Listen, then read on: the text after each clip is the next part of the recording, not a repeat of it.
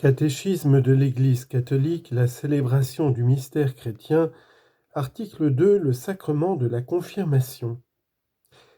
Avec le baptême et l'Eucharistie, le sacrement de la confirmation constitue l'ensemble des sacrements de l'initiation chrétienne dont l'unité doit être sauvegardée.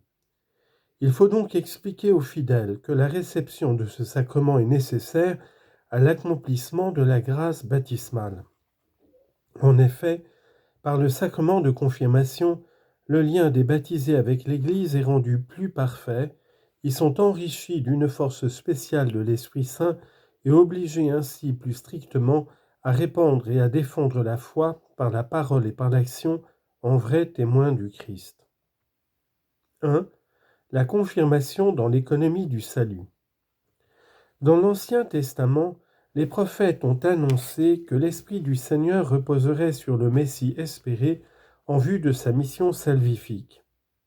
Isaïe 61, verset 1. Luc chapitre 4, versets 16 à 22. La descente de l'Esprit Saint sur Jésus lors de son baptême par Jean fut le signe que c'était lui qui devait venir, qu'il était le Messie, le Fils de Dieu. Matthieu 3, 17, versets 13 à 17, Jean 1, versets 33 et 34. Conçu de l'Esprit Saint, toute sa vie et toute sa mission se réalisent en une communion totale avec l'Esprit Saint que le Père lui donne sans mesure. Jean 3, verset 34. Or, cette plénitude de l'Esprit ne devait pas rester uniquement celle du Messie, elle devait être communiquée à tout le peuple messianique. Confère Ézéchiel chapitre 36, Joël chapitre 3. À plusieurs reprises, le Christ a promis cette effusion de l'Esprit. Promesse qu'il a réalisée d'abord le jour de Pâques et ensuite de manière plus éclatante le jour de la Pentecôte.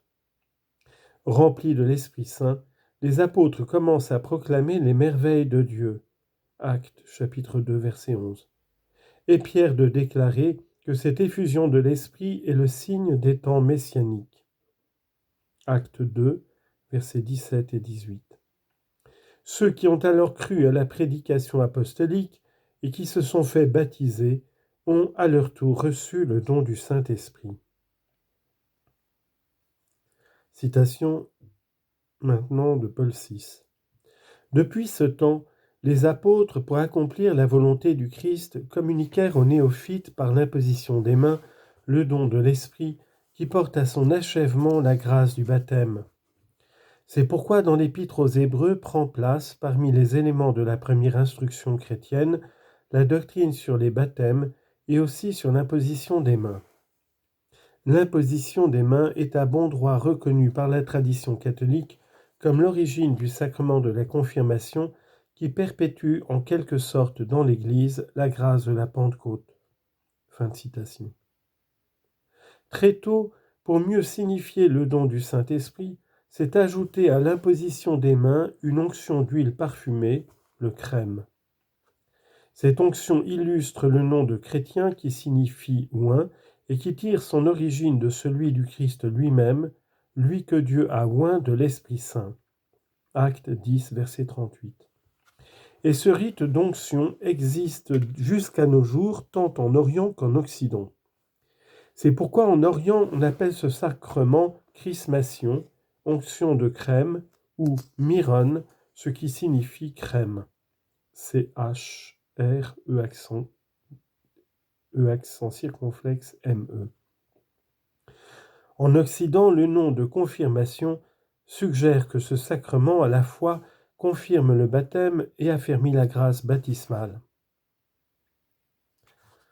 Deux traditions, l'Orient et l'Occident.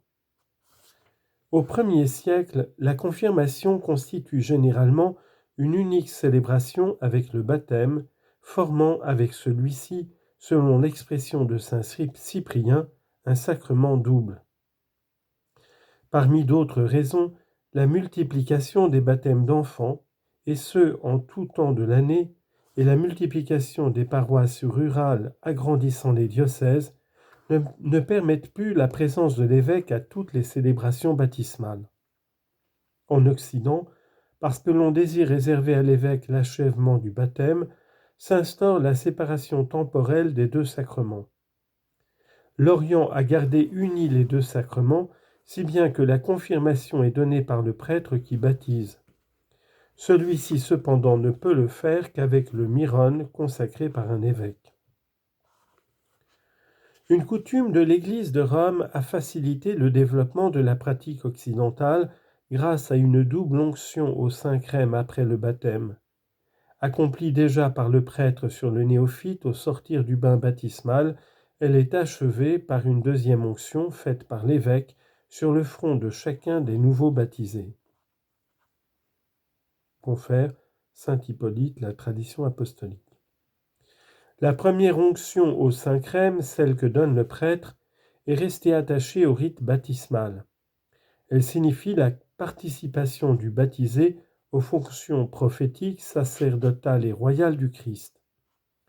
Si le baptême est conféré à un adulte, il n'y a qu'une onction post-baptismale, celle de la confirmation. La pratique des églises d'Orient souligne davantage l'unité de l'initiation chrétienne.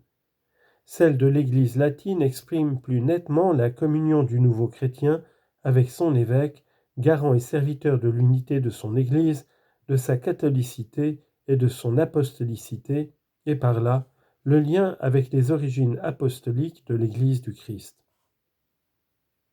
2. Les signes et le rite de la confirmation. Dans le rite de ce sacrement, il convient de considérer le signe de l'onction et ce que l'onction désigne et imprime, le sceau spirituel. L'onction, dans la symbolique biblique et antique, est riche de nombreuses significations. L'huile est signe d'abondance et de joie.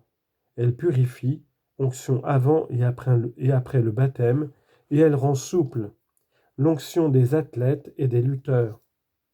Elle est signe de guérison puisqu'elle adoucit les contusions et les plaies, et elle rend rayonnant de beauté, de santé et de force. Toutes ces significations de l'onction d'huile se retrouvent dans la vie sacramentelle. L'onction avant le baptême, avec l'huile des catéchumènes, signifie purification et fortification. L'onction des malades exprime la guérison et le réconfort. L'onction du Saint-Crème après le baptême dans la confirmation et dans l'ordination est le signe d'une consécration. Par la confirmation des chrétiens, c'est-à-dire ceux qui sont oints, participent davantage à la mission de Jésus-Christ et à la plénitude de l'Esprit Saint dont il est comblé, afin que toute leur vie dégage la bonne odeur du Christ. 2 Corinthiens 2, verset 15.